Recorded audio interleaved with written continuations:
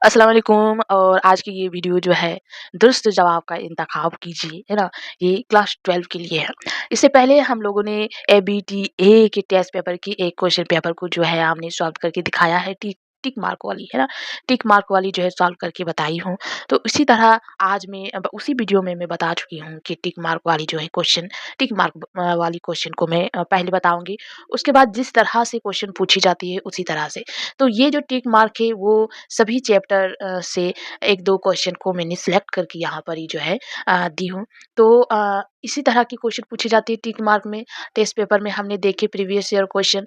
तो आप लोगों को भी टेस्ट पेपर, आप लोगों ने भी सिंपल टेस्ट पेपर या फिर सैंपल कुछ भी हो क्वेश्चन पेपर को आप लोगों ने देखा होगा कि टिक मार्क जो है 21 आते हैं और 1 मार्क क्वेश्चन जो है 14 आते हैं। तो उस तरह से आपको तैयारी करनी चाहिए। चलिए शुरू करते हैं।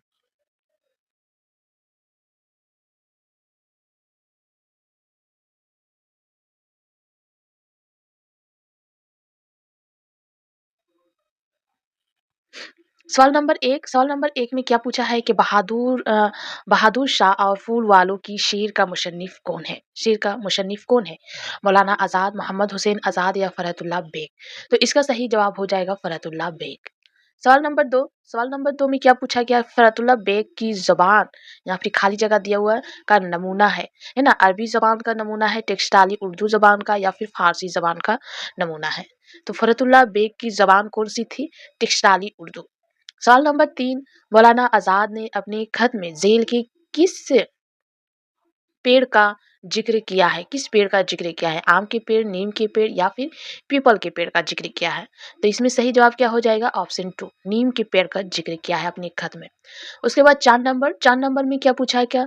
मौलाना आज़ाद के बचपन का बड़ा हिस्सा जो है किस शहर में गुज़रा? है ना? मौलाना आज़ाद की जो बचपन है किस शहर में गुज़रा? कोलकाता, दिल्ली या फिर अहमदनगर? तो इसका सही जवाब क्या हो जाएगा? कोलकाता में ज़्यादातर बचपन जो है उनकी कोलकाता में गुज़री। उसके बाद सवाल नंबर 5 में क्या पूछा गया है कि इंसान किसी हाल में खुश नहीं रहता का ताल्लुक किस सिन्फ अदब से है ना? किस सिन्फ अदब से है? दास्तान से है या फिर तमसीली से है, अफसाना सा है या फिर नावेल से है? तो इसका सही जवाब हो जाएगा तमसीली से है। सवाल नंबर 6 में क्या पूछा है? क्या क्या वहम वहम जो है हकीकत में कौन था? फरिश्ता था, शैतान था या फिर इंसान था? तो वहम जो हकीकत में क्या थी? शैतान था, है ना? शैतान ही जो है इंसान को भड़काता रहता है ना? ये नहीं, ये नहीं, ये अच्छा होगा, ये अच्छा होगा।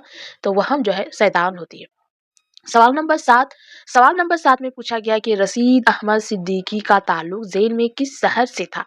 है ना? रशीद अहमद सिद्दीकी का ताल्लुक लखनऊ से, दिल्ली से, अलीगढ़ से या फिर कानपुर से?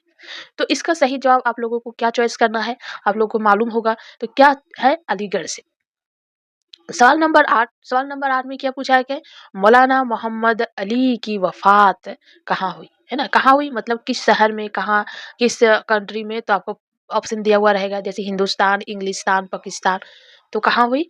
इंग्लिस्तान में हुई। सवाल नंबर 9 में पूछा गया है कि असगर गोंडवी के लहजे में कौन-सा रंग गालिब है? अभी हम लोगों ने देखा कि कौन से नमूने मिलते हैं, है ना? उनकी ये में। तो यहाँ पर ही दूसरा शायर के बारे में पूछा गया है कि कौन-सा रंग गालिब है ना? रुझाइयत, कुनूतियत या फिर यासियत का? तो रुझाइयत का जो रंग जो है गालिब है। सवाल नंबर 10 में क्या पूछ रहा है कि असगर गोंडवी की शायरी का बुनियादी मौजू, है ना? बुनियादी मौजू क्या है ना? मौजू होता है तो इनकलाब है, तासुफ है या फिर इश्तराकियत है। तो असगर गोंडी का जो मौजू होता था वो तसूफ होता था।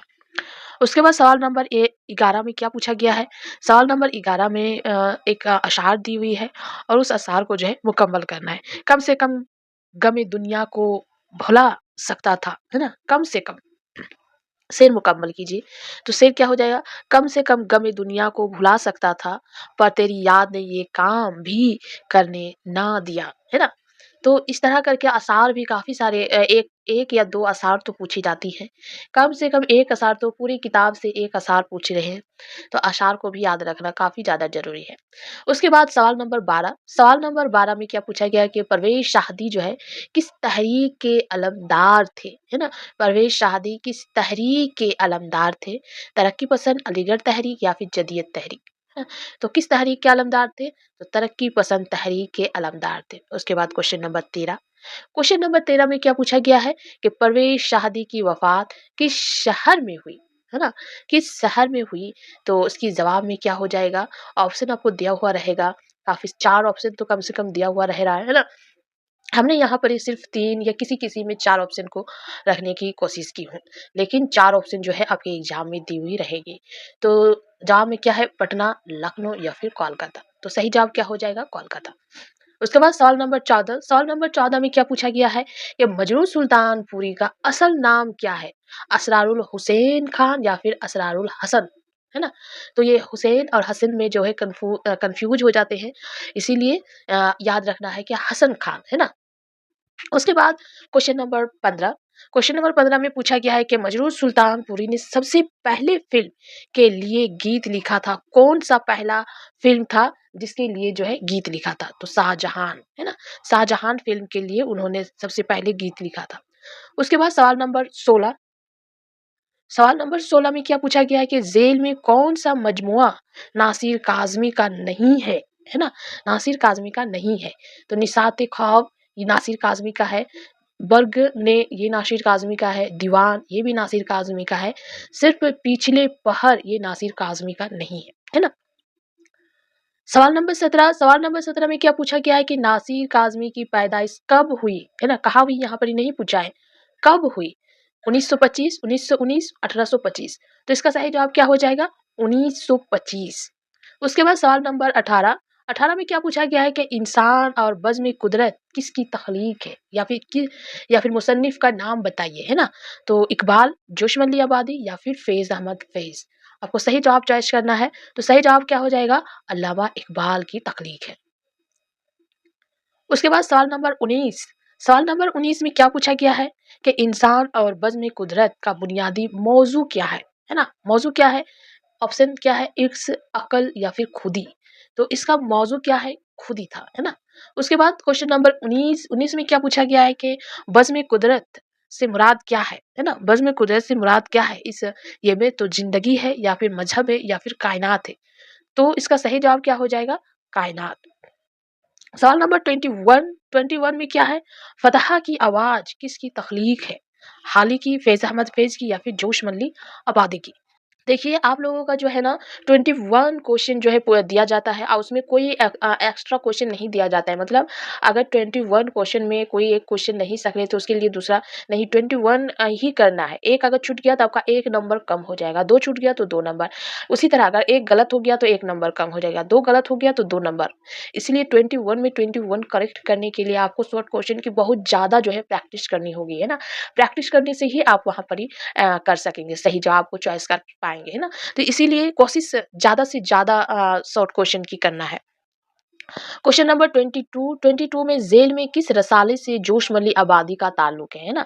मतलब यहाँ पर जो ऑप्शन है इस ऑप्शन में रसाले के नाम दिया हुआ है, जोशमली आबादी का ताल्लुक किससे है?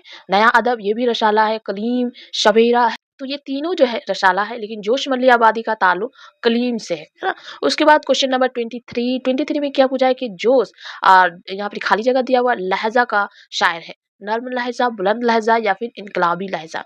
तो बुलंद लहजा के जो है जोश शायर है। 24 में क्या पूछा है क्या कि दर्द आएगा दबे पाँव किसकी तख्लीक है? दर्द आएगा दबे पाँव किसकी तख्लीक है या इनकी मुसन्निफ कौन है? अल्लामा इकबाल, जोश मली आबादी या फिर फैज़ अहमद फैज़। तो इसका सही जवाब क्या हो जाएगा?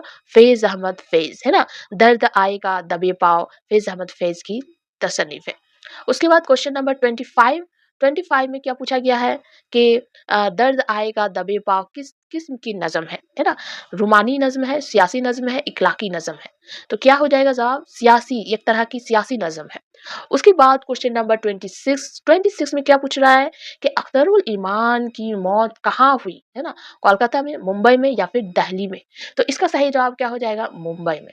उसके बाद क्वेश्चन नंबर 27 में क्या पूछा गया कि अख्तरुल ईमान जेल के किस पर्चा के मुदीर थे, है ना? किस पर्चा के मुदीर थे? पर्चा दिया हुआ है क्या? सौगात, एशिया या नकोश। तो किस पर्चा के मुदीर थे? एशिया के, है ना? एशिया के। उसके बाद क्वेश्चन नंबर 28 में क्या पूछा गया है कि मशहूर फ़िल्मी अदाकारा अख्तरुल ईमान के दामाद थे। है ना? मशहूर फ़िल्मी अदाकारा तो अमजद खान, विनोद या फिर अमिताभ बच्चन, है ना? मुझे ज़्यादातर हीरो का नाम याद नहीं था इसीलिए इतने सारे ऑप्शन दे दिए। तो इसका जवाब क्या हो जाएगा अमजद खान, है ना? अमजद खान जो है मशहूर फ़िल्मी अदाकारा है जो अख्तर और ईमान की दामाद भी है ना? उसके बाद क्वेश्चन नंबर 29 में क्या पूछा गया है कि हाल ही की पैदाइश कब हुई? है ना? हाल ही की पैदाइश कब हुई? 1838, 1837, 1937।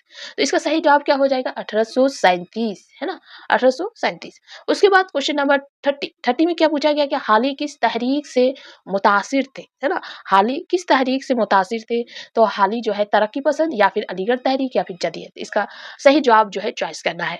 तो सही क्या हो जाएगा? अलीगढ़ तहरीक से मुतासिर थे। उसके बाद क्वेश्चन नंबर 31 में क्या पूछ रहा है कि हाल ही बुनियादी तौर पर किसके शायर थे, है ना? गज़ल की शायर थे या फिर रुबाई के लिए या फिर नज़्म के लिए? तो हाल ही जो है बुनियादी तौर पर नज़्म के शायर थे, है ना? उसके बाद क्वेश्चन नंबर 33 में क्या पूछा है कि हाल ही ने किसके मशवरे पर मसदश लिखा, है ना? किसके मशवरे पर? गालिब के, सर सैयद के या फिर अल्लामा इकबाल के? तो किसके मशवरे पर लिखे? सर सैयद अहमद खान के मशवरे पर मसदश लिखे। तो ये अभी तक का 33 क्वेश्चन है। नेक्स्ट हम मेरा कोशिश था कि हर वीडियो में मैं 50 क्वेश्चन को ऐड करूँ, लेकिन जो है टाइम अगर मैं 50 करूँ फिर वीडियो का अपलोड करूँ तो काफ़ी लेट हो जाएगा। तो अभी के लिए मैं 33 क्वेश्चन अपलोड कर देती हूँ। फिर नेक्स्ट मैं कोशिश करूँगी कि इससे ज़्यादा जो है अपलोड कर पाऊँ ताकि आप लोगों को ज़्यादा से ज़्यादा जो है रिवीज़न हो सके, है ना?